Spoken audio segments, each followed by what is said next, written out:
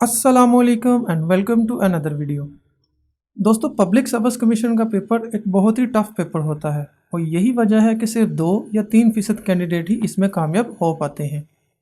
इसकी बहुत सी वजूहत हैं, जिनमें से एक बहुत आम सी वजह यह है कि बहुत से कैंडिडेट इसको महज पेपर पैटर्न चेक करने के लिए अटैम्प्ट करते हैं ताकि वो उसे अगले पेपर की तैयारी करने का अंदाज़ा कर सकें।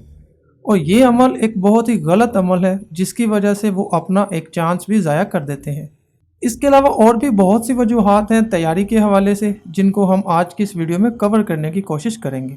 तो इसके लिए सबसे पहले हम इसका सिलेबस चेक कर लेते हैं कि कौन कौन से टॉपिक्स इस किस्म के टेस्ट में आते हैं। इस वीडियो के रिलेटेड एक कंप्लीट आर्टिकल अवेलेबल है, जिसको अगर आप स्टडी करना चाहें तो लिंक वीडियो की डिस्क्रिप्शन में मौजूद है।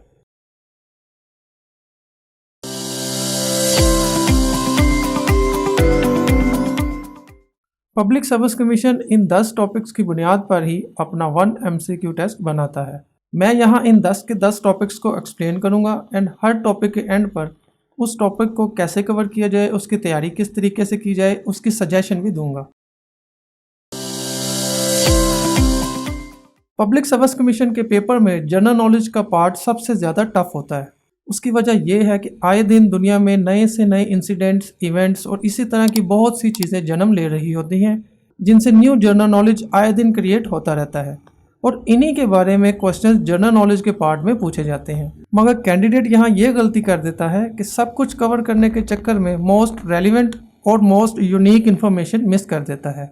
तकरीबन 80% जनरल नॉलेज के क्वेश्चंस जो पेपर में पूछे जाते हैं, उनमें पाकिस्तान के हमसाया ममालिक लाइक इंडिया, अफगानिस्तान, ईरान और चाइना के साथ पाकिस्तान के ताल्लुकात, इन ममालिक से आने वाले ऑफिशियल विजिट्स और इनके दरमियान होने वाले इंटरनेशनल कॉन्ट्रैक्ट्स के बारे में क्वेश्चंस ही पूछे जाते हैं। इसके अलावा जीके में जो मोस्ट रिपीटेड क्वेश्चंस पूछे जाते हैं, उनमें इंटरनेशनल ऑर्गेनाइजेशंस, दुनिया के ममालिक और उनके कैपिटल्स एंड करेंसीज की इंफॉर्मेशन शामिल है। तो अब इसको कवर कैसे किया जाए? इसको कवर करने के लिए आपको रोज़ाना की बुनियाद पर न्यूज़पेपर के अंदर नेशनल एंड इंटरनेशनल पेजेस को सिर्फ आधे घंटे के लिए स्टडी करना पड़ेगा और जो जो इन्फॉर्मेशन आपको वहाँ मिले उसको एक प्लेन रजिस्टर में तारीख के साथ लिखते जाएं और पेपर से एक दिन पहले अपने इस रजिस्टर को अच्छे से पढ़ लें। इससे आपका 80% तो कवर हो जाएगा। बाकी चीज़ों के लिए आप मार्केट से कोई भी जनरल नॉलेज की गाइड बुक ले लें, बिकॉज सब के अंदर इसी तरह का जनरल नॉलेज दिया हुआ होता है जो एक न्यूज़पेपर में नहीं मिलता। आपको बस इसको गो थ्रू करने की ज़रूरत होगी।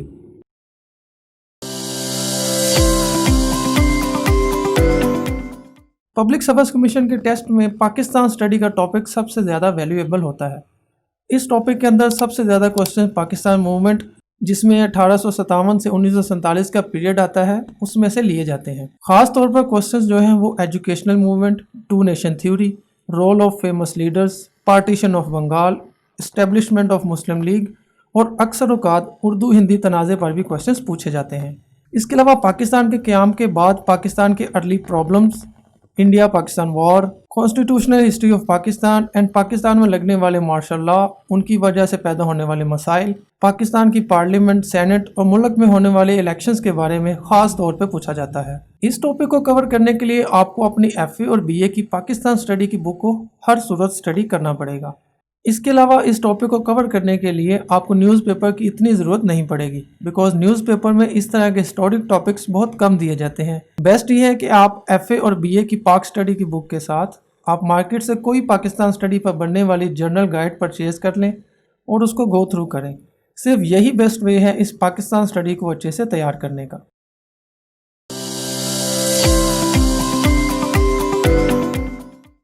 Okay, now let's talk about the topics of current affairs. Current affairs के टॉपिक्स में पब्लिक सर्विस कमीशन हाल ही में होने वाले वाक़यात से क्वेश्चंस बनाकर पेपर में पूछ लेता है। मिसाल के तौर पर अगर आपका पेपर किसी मंथ के एंड पर है तो हो सकता है करंट अफेयर्स में आपसे उसी मंथ के शुरू में होने वाले वाक़यात के बारे में पूछा जाए। करंट अफेयर्स में ज़्यादातर आपसे पाकिस्तान के नेशनल अफेयर्स, पाकिस्तान में आने वाले इंपॉर्टेंट इंटरनेशनल विजिटर्स, हाल ही में होने वाले इंटरनेशनल कॉन्ट्रैक्ट्स, दुनिया में होने वाले करंट स्पोर्ट्स इवेंट्स, पाकिस्तान की पॉलिटिक्स में होने वाले उतार चढ़ाव या पाकिस्तान के कौमी इदारों के हेड ऑफ डिपार्टमेंट के नेम्स वगैरह के बारे में ही पूछा जाता है। इस टॉपिक को अच्छे से तैयार करने का सबसे बेहतरीन हल डेली न्यूज़पेपर है। आपको इसके अलावा कोई भी गाइड बुक लेने की ज़रूरत नहीं है। आप डेली न्यूज़पेपर में नेशनल और इंटरनेशनल पेजेस को डेली व्यू करें और जैसे मैंने पहले बताया था उनको एक प्लेन रजिस्टर में तारीख के साथ मेंशन करके महफूज कर लें और पेपर डे से एक मंथ पहले के सारे हालातों वाक़यात को गो थ्रू करके फिर पेपर में बैठें।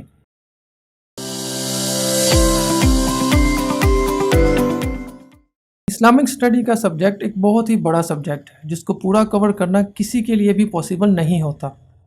पीपीएससी या दूसरे सर्विस कमीशंस इस्लामिक स्टडी के बारे में 5 या 10 एमसीक्यूज़ पूछते हैं।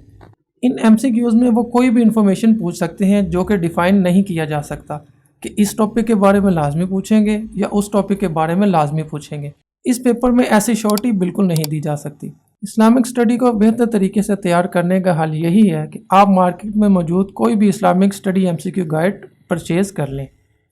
परचेज़ करने की एक बहुत बड़ी वजह यह है कि इस किस्म की गाइड में most relevant and most important questions दिए हुए होते हैं जो कि उन्होंने मुख्तलिफ एग्ज़ाम्स और बुक्स से कलेक्ट करके एक जगह पर जमा किए होते हैं। इस तरीके से इस्लामिक स्टडी का टॉपिक बहुत अच्छे से तैयार किया जा सकता है। इसके अलावा कोई मेथड नहीं है इस्लामिक स्टडी को प्रिपेयर करने का, और स्पेशली जब आपके पास वक्त कम हो तैयारी करने के लिए।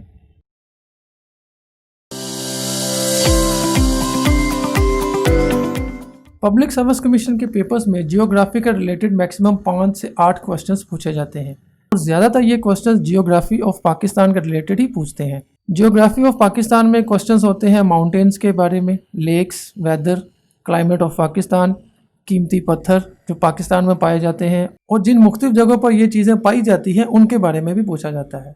इस टॉपिक को कवर करने के लिए भी आपको एक गाइड चाहिए जो नेचुरल रिसोर्सेज ऑफ पाकिस्तान के बारे में हो। उस गाइड से आपको बेस्ट क्वेश्चंस मिल जाते हैं आपके नेक्स्ट पेपर के लिए।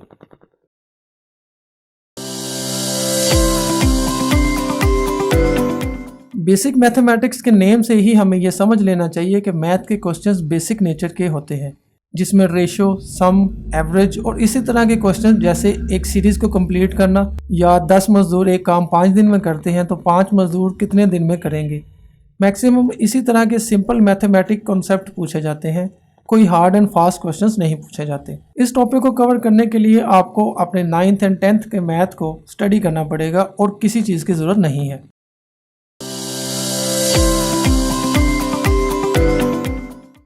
इंग्लिश वाला पार्ट सबसे सिंपल होता है जिसमें सिर्फ सिनोनिम्स एंड एंटीनिम्स ही पूछे जाते हैं। कभी कभार ऐसा होता है कि इसके अलावा fill in the blanks with preposition के क्वेश्चंस भी आ जाते हैं, मगर ज़्यादातर आपको सिर्फ सिनोनिम्स एंड एंटीनिम्स ही पूछे जाते हैं। इस इंग्लिश के टॉपिक को कवर करने का एक तरीका ये है कि आप डेली रोज़मर्रा की लाइफ में जो भी इंग्लिश के वर्ड सुने या रीड करें उसका मतलब लाजमी समझें। ऐसे करने से आप इस टॉपिक को कवर कर सकते हैं। और हाँ, पब्लिक सर्विस कमीशन बहुत ज़्यादा मुश्किल वर्ड्स नहीं पूछता, मगर रोज़मर्रा लाइफ में यूज़ होने वाले लाजमी पूछता है। तो बेहतर है कि एक इंग्लिश गाइड भी आपके पास हो जिसमें डेली यूज़ होने वाले वर्ड्स दिए गए हों विद सिनोनिम्स एंड एंटीनिम्स।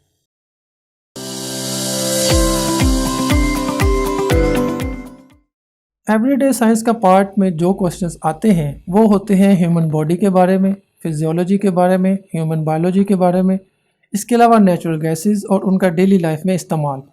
अक्सर औकात क्वेश्चंस जो हैं वो human blood, liver, human skeleton, agriculture products like wheat, cotton वगैरह।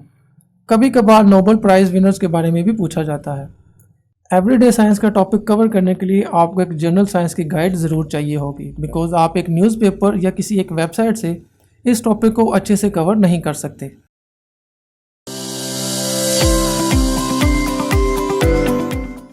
कंप्यूटर स्टडीज़ का पार्ट सबसे आसान पार्ट होता है जिसमें MS वर्ड, एक्सेल और पावर पॉइंट के बारे में क्वेश्चंस आते हैं। इनकी शॉर्ट कीज़ पूछी जाती हैं और इनके डेली यूज़ के बारे में क्वेश्चंस आते हैं कि कौन सी ऑप्शन किस में मौजूद है और कौन सी ऑप्शन से क्या किया जाता है। अगर आप MS ऑफिस यूज़ करते हैं तो आपके लिए ये वाला पार्ट सबसे ईजी पार्ट होगा, क्योंकि कोई भी हार्ड क्वेश्चंस नहीं पूछा जाता, सिर्फ इतना पूछा जाता है कि जिससे पता चल जाए कि कैंडिडेट को कंप्यूटर का कुछ थोड़ा बहुत काम आता है। कंप्यूटर स्टडी का टॉपिक इस तरह कवर करना पड़ेगा कि डेली जो भी काम आप MS ऑफिस में करें उसको याद रखें कि किस ऑप्शन में आपने क्या काम किया था और किस ऑप्शन से क्या काम लिया जाता है। यही बेस्ट वे है इसको कवर करने का। इसके अलावा आपको ये भी पता होना चाहिए कि अगर आप कोई चीज़ बनाते हैं, कोई लेटर बनाते हैं, तो किस ऑप्शन से आपने कौन सी चीज़ उठाई है और किस चीज़ को क्लिक करने से क्या एक्शन हुआ है। सिर्फ यही एक बेस्ट वे है कंप्यूटर स्टडी का टॉपिक को अच्छे से कवर करने का।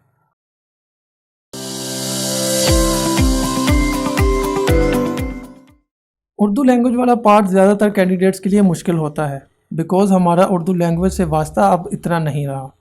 यही वजह है कि इसको कवर करना भी मुश्किल है। इस पार्ट में जो क्वेश्चन पूछे जाते हैं उनमें फेमस बुक्स और उनके ऑथर्स, फेमस नावल्स और उनके राइटर्स और किस ईयर में कौन सा नावल लिखा गया था इसके बारे में क्वेश्चंस आते हैं। और इसके अलावा उर्दू अदब के बारे में भी क्वेश्चंस आते हैं। सर्विस कमीशन 10 क्वेश्चन हर हाल में पूछता है उर्दू लैंग्वेज के बारे में। इस उर्दू वाले टॉपिक को भी कवर करने के लिए आपको कोई उर्दू MCQ गाइड लाजमी लेनी पड़ेगी बिकॉज इसके अलावा कोई और ऑप्शन या कोई ऐसी वेबसाइट मौजूद नहीं है जहाँ पे एक ही जगह पे आपको तमाम टॉपिक्स एक साथ मिल जाए।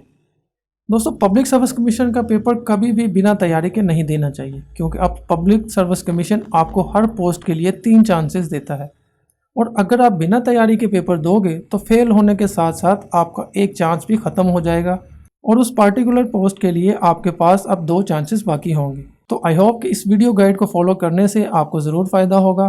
तो इस वीडियो को लाइक करके अपने दोस्तों के साथ व्हाट्सएप, फेसबुक पर लाजमी शेयर करना और इस चैनल को सब्सक्राइब लाजमी करना है। मैं मिलता हूँ आपसे अगली वीडियो के साथ, तब तक के लिए अल्लाह हाफिज़।